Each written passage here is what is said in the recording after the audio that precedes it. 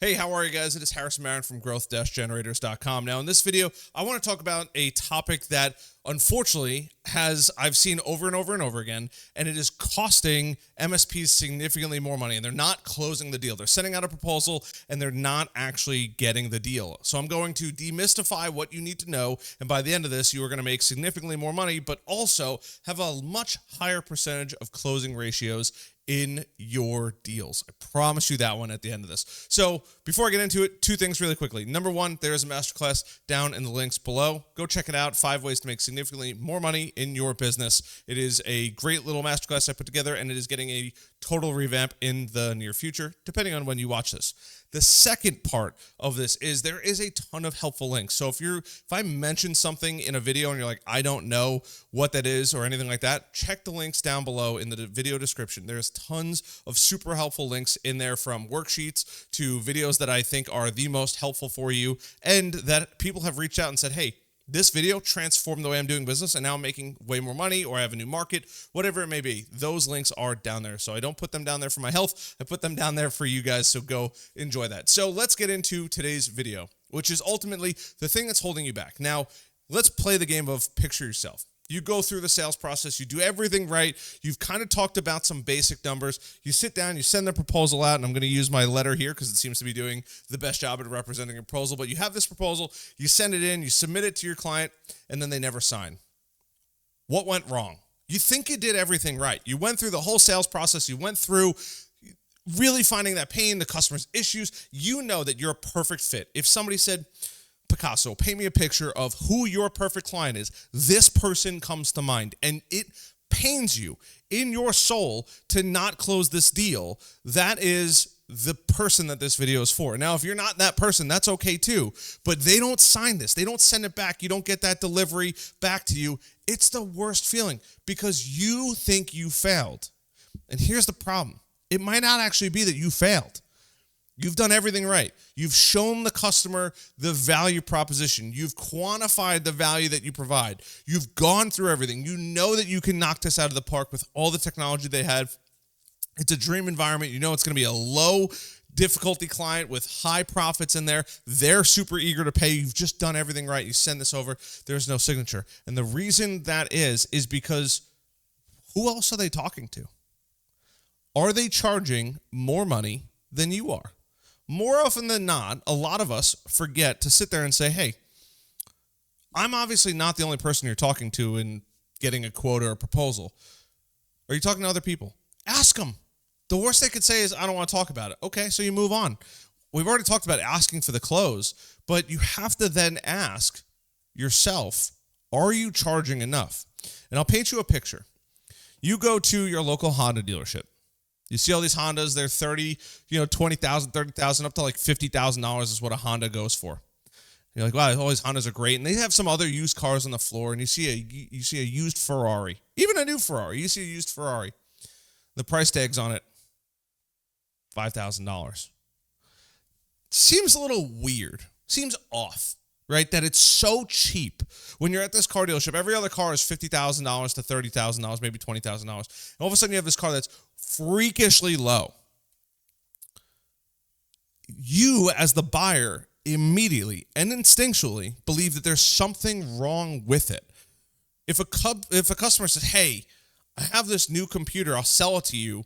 I bought it for $2,500 2 months ago, and I'll sell it to you for $150. You know that there's something wrong with that computer. Now, us in the tech space, we know how to fix that computer, which is the massive benefit we have. But not everybody knows that. It seems weird. It seems fishy. It seems wrong because they're not charging what they should be charging. And there's this idea that we all have of like, I'm charging too much. And you're probably not even charging too much. You're actually probably undercutting yourself. So I took this, I was speaking to somebody, and they're like, I have sent out several proposals now, and this is not the first time I've heard this with my coaching students. And they're like, nobody's buying. My numbers are between, let's say, $20 to $75 per computer. And they're like, I don't understand. There's so much value. I'm a new company. I'm starting up. I'm trying to give them the best deal, and they're not buying. It's because they don't see the price tag that associates the value that they're going to get from it. And that's the huge difference. Go crazy. Jack your numbers all the way up. they're either going to say yes or no. The worst thing to say is maybe, right? And then you got to follow up with them. But there's only two outcomes to a sales meeting. Nobody's going to come up to you and say, if I see you again, I'm going to stab you in public. It just doesn't happen. That's not reality. Reality is they have to buy it. They're going to be buying from somebody. Is it going to be buying from you or somebody else? And if you know that you killed every other part of your sale the entire way through, and they're getting that proposal and they're not signing, what do your numbers actually look like? Are they competitive or more aggressive than other people? There's a reason why steakhouses are so expensive. Do they serve a premium product? Of course they do. Is it massively overpriced for what you're getting? Absolutely. And people have to make a reservation to get in. By you undervaluing your services, other people don't see the value in it. When I first started my digital marketing business, it took me forever to understand. I'm like, oh, I'll make you a website for a couple $100 because I'm just starting out. I, being the nice guy, thought I was doing a good thing, and all of a sudden people weren't buying it. I'm like, how? And then I would find out they went out and spent $5,000 on a website. I'm like, why? And what happened is they didn't see the value in the number that I was associating with it. So I'll use one last example for everybody. Doctor has 2 pills in their hand, right? Doctor says pill number 1 costs $25 a day, right? It's gonna make you live forever. Doctor has another pill next to it for $50 a day. Says they do the exact same thing. This one's gonna make you live longer. It almost seems like you would spend the extra money just because you associate more money with more value. And customers see that the same way. You could be providing the exact same service to somebody else, but because you're so much cheaper, you're half the price, it seems wrong. It seems weird.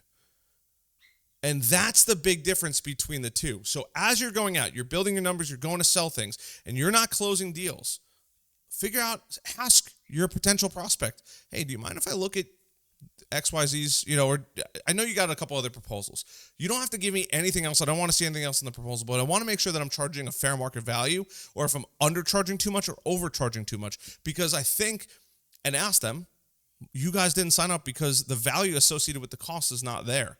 And unfortunately, you've probably already lost that customer, and that customer is never going to be a customer because they just don't associate you with value. That's going to be the big difference. So you have to come in with this idea and this mindset of, I'm selling an amazing product at a very competitive price. You don't have to be the most expensive, but you don't want to be the least expensive, right? And you're going to go out there and put those actual prices on your proposal. So when you send them, the customer goes, ooh, okay, they're right in line, but I really like this guy. I can't tell you how many clients I've stolen from other people because our prices were either the same price or more, but they liked me more than they liked the next guy. And I promise you, they probably love you watching this video right now, but your prices don't match the love that they want to give you. So if you just raise your prices, it sounds crazy. Raising your prices will probably close you more deals. And I'll give you a second little bonus as I wrap this video up. You charge double. Let's say you're charging $100 per computer for unlimited. Then you go to $200 per computer unlimited. Obviously, those don't have to be your numbers. I'm using ballpark numbers. You only need one $200 client or 2 $100 clients. You can make more money having less clients. It's a no-brainer for you.